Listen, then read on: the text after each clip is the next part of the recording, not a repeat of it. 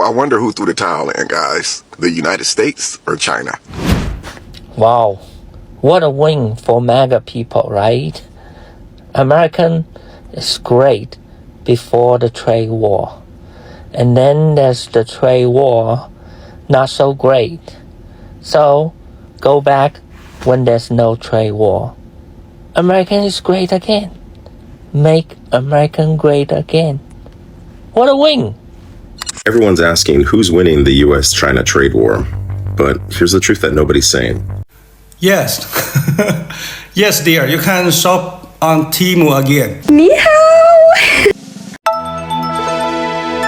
Are you open to rolling back your tariffs in order to get China to the negotiating table? No. Both sides now agreed to reduce the tariffs imposed after April 2nd to 10% for 90 days as negotiators continue on the larger structural issues. The talks in Geneva were very friendly. The relationship is very good. We're not looking to hurt China. China was being hurt very badly. They were closing up factories. They were having a lot of unrest. Oh my God. As of 14 minutes ago, breaking tariff news. There's been a 90-day pause. There's going to be still a 30% tariff according to this article on Chinese goods. So we got down to 30%.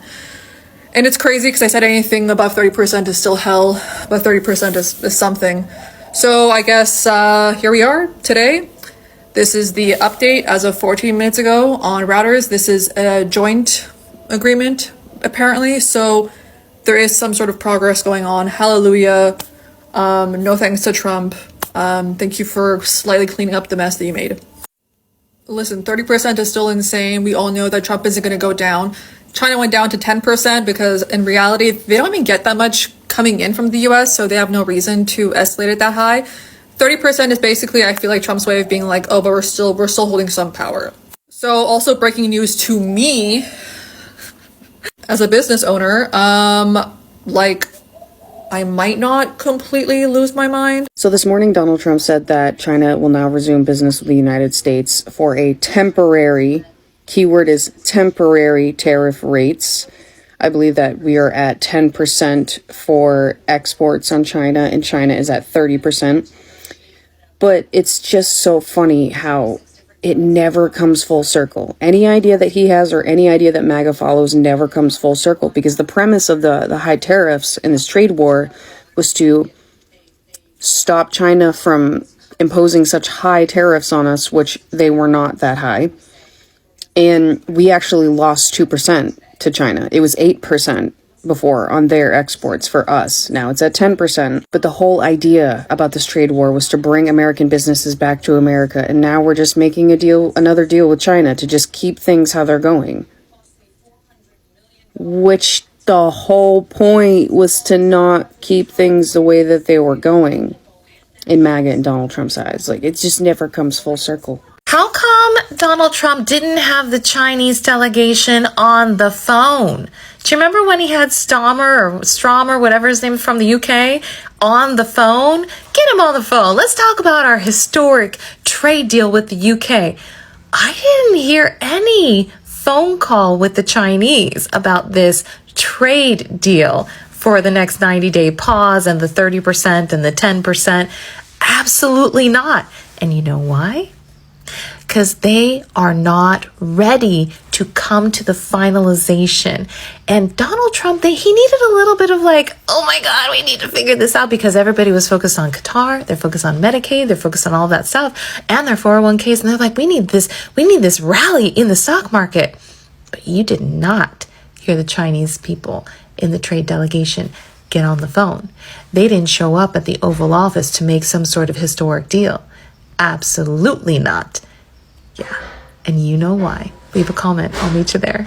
Donald Trump as the abusive boyfriend. The 90-day pause with China. It's like he just sent his girlfriend away for like a semester at school. Oh, we'll be long distance for 30, 60, 90 days. You'll be back soon. Go ahead. Enjoy your summer term. We can see other people. We can do, fun things without each other. We'll check in every once in a while on Zoom, all the things. And then in 90 days, he's going to be like, why didn't you call me? Why didn't you do as I said? Why didn't you send me naughty pictures? Oh, okay, we're gonna break up again because you didn't do what I asked you to do. Yeah, he's the abusive boyfriend you never wanted, you never asked for, the one your parents warned you about. And then China, it's gonna be like, bitch, we've been shagging up with all these other people. We don't want your kind anymore. We don't need your kind of abusive love. I'm walking uphill, you guys. Out of shape, but not out of sense. Let me tell you, 90 days, this shit show is not going to be turned around. It will not. It'll be the same repetitive bullshit. Just watch. I'll see you in the comments. So we're still kind of watching this and seeing what's going to happen. But I wanted to kind of push this out in case you hadn't heard it. Hopefully this means that China will start sending shipments over here again. Now, also, we are still going to see price increases on things by at least 30%, maybe 35, 40% of things coming from over there. Hopefully they stick to the 30% and the companies don't stick us with an extra 5, 10%. But we know how companies be. They're in business to make money. So however, hopefully we start seeing some shipments coming back over.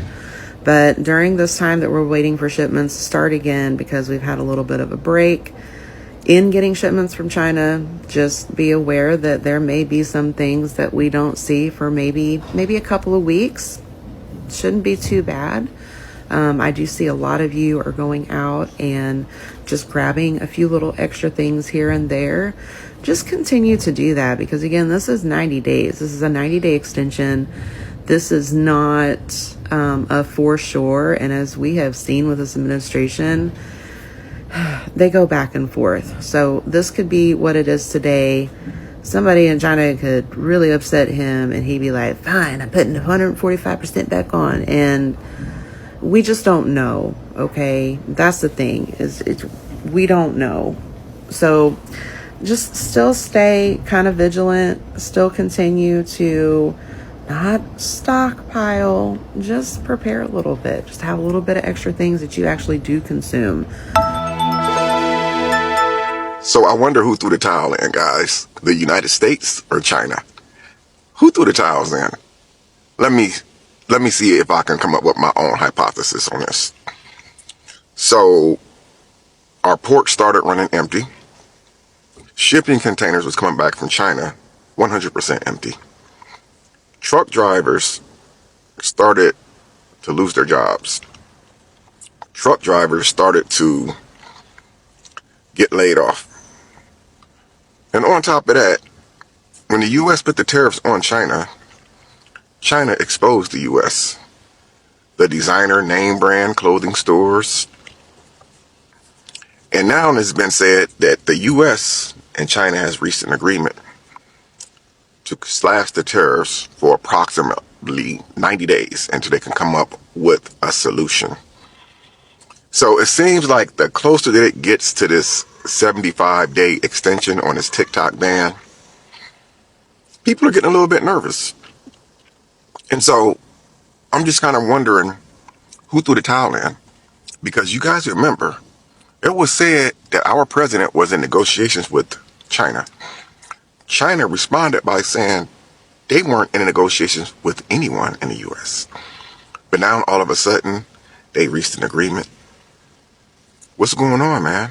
Like, what is going on? Who threw the freaking towel in?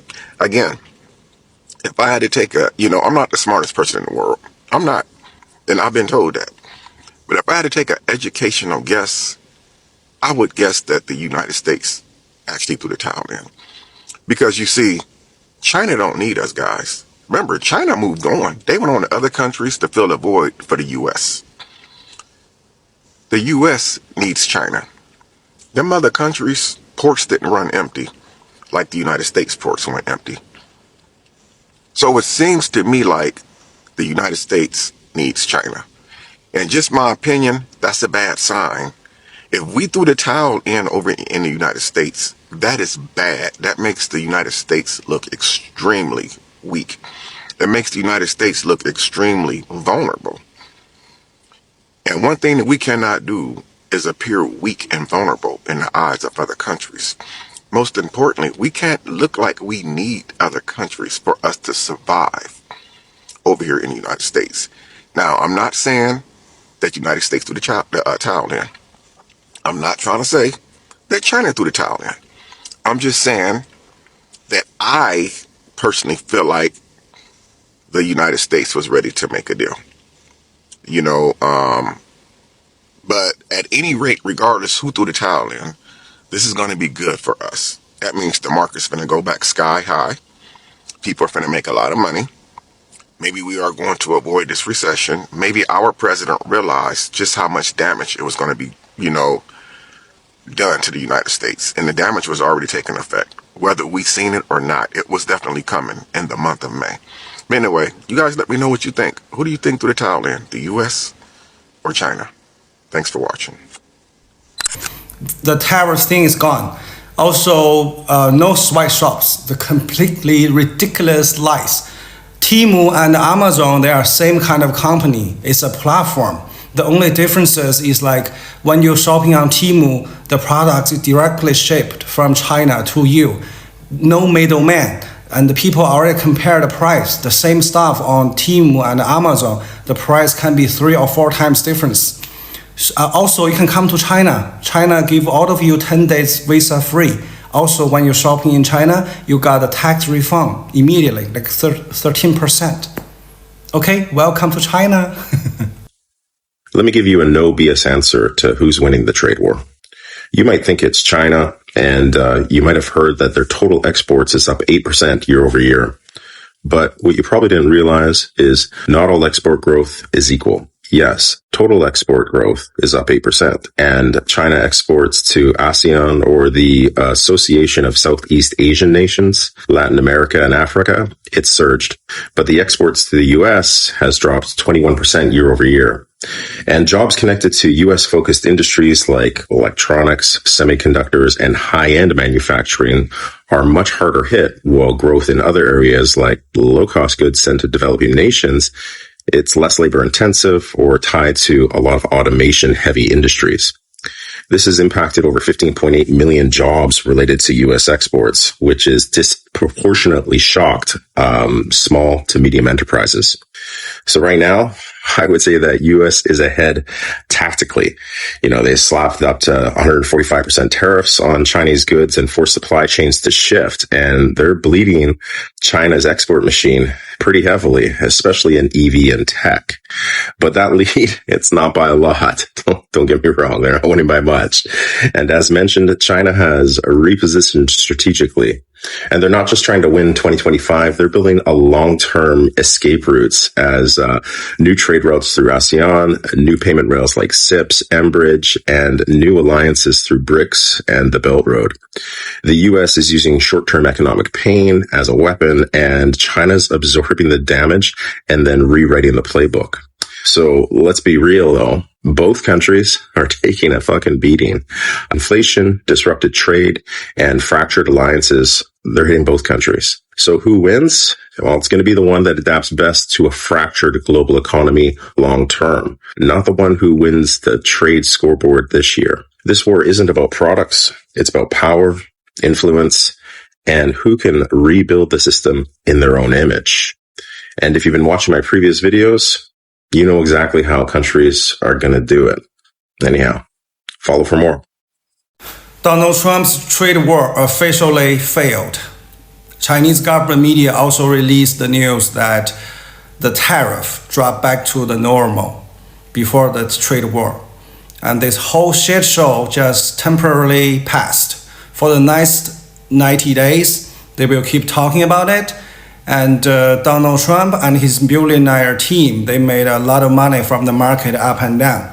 And you and me, the normal people, we just watched the whole shit show. I don't want to talk about this stupid tariff thing anymore. Basically, the news are saying that the China and US negotiated, and US now has 30% tariff on Chinese goods, and then China has 10% tariff on US goods. Now, if you think that is a win for us, for US, and for this administration, you'll be wrong. I read the joint statement from the White House as well as the China's Ministry of Commerce, and this is a summary of the joint statement, which is also the result of the negotiation.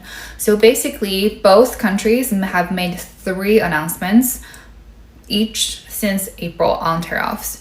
And they basically slashed the last 2 announcements from both countries, which then the only thing that's left are the initial announcements from both parties. So on April 2nd, Donald Trump signed an executive order to impose a 34% additional tariff on all Chinese goods. And then China responded to do 34% additional tariff on all US goods as well. And the negotiation basically said that both countries will reduce the 34% additional tariff to 10% additional tariff on, both parties. So basically, we all went back to 10% additional tariff on both countries. But why does the news say US has 30% tariff on China and China only has 10% tariff on US imports? That's because US already has 20% tariff on Chinese goods. I think that was imposed in 2018. So all of that all of that, this announcement and chaos that happened during the past month was basically for nothing. But you might say, okay, that's we still have 30% tariff on China and China only has 10% tariff on US, and that's still win for the US, and you will be wrong again. That is because China depends way less on the US than US to China. So here's a list of top US imports to China. Okay, number 1 is soybean. Number 2 is natural gas. Number 3 is oil. Then it's car and semiconductor. Now on soybean, in 2018, when the whole tariff war trade war started, China had already started diversifying their source of soybean and started sourcing soybeans from Brazil. So in 2019, the US imported soybean from to China had already decreased by 77%, and it's continuing to decrease. And natural gas and oil, US actually does not play a huge role in those sectors. The biggest importer to China for oil is Russia and the Middle East. And for natural gas, it's Russia, Central Asia, and Australia. In addition, China is investing heavily in EV. This year alone, 45% of all car sales are electrical, and that number is increasing year over year. Moving on to cars. So again, with the booming in the EV industry in China, the reliance on US imported car to China is going to be decreasing. And then lastly, semiconductors. So China actually buys most semiconductors from Korea and Taiwan and doesn't really rely on the US. Now you might say, the iPhones and some of the technology is from the US, which is true. However, the manufacturing is done in China. So this tariff on, the country of origin products doesn't really impact those products actually. We are the US citizens, we who live in the US are actually the people who got impacted the most from this tariff. So just say 30% total tariff is terrible. It's not good, but it's not like something ridiculous like 180% tariff, right? So when you have 180% tariff, you basically just shut down your business. You can't survive. With 30% tariff, you can probably still survive if you can, and you will continue to buy products from China. And then that will just be passed on to us as consumers. And once the retail price increases, it never comes down. So we will just be paying for more for the same thing. The only people who gained from all of this is people who are like Charles Schwab. Remember that clip in the White House where Trump said, "This is my friend Charles Schwab. He's not just a business, he's a person. He just gained $200 million or something because of the huge swing in the stock market when he announced the temporary pause on tariff." So thanks for nothing. You say tomato, I say 西红柿. You see victory, I see white flag.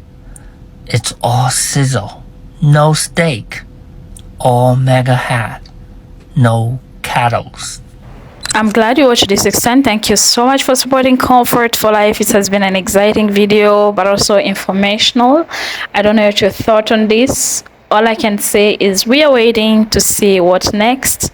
It has been a kind of roller coaster, back and forth, but yeah, finally we are here. What should he say? Finally, is there a final word in this government? I don't know, but we are here, and we thank God for the far we've got. So let's wait and see. Let's wait and see. This is not about winning or losing game. It's about the lives of people. It's about people affording life. It's about people being able to profit off their sweat. You know what we mean by this. Thank you so much for being here. I appreciate your love and support. Also like, subscribe, and share. You can as well support me through the thank button, and I'll appreciate. Thank you so much.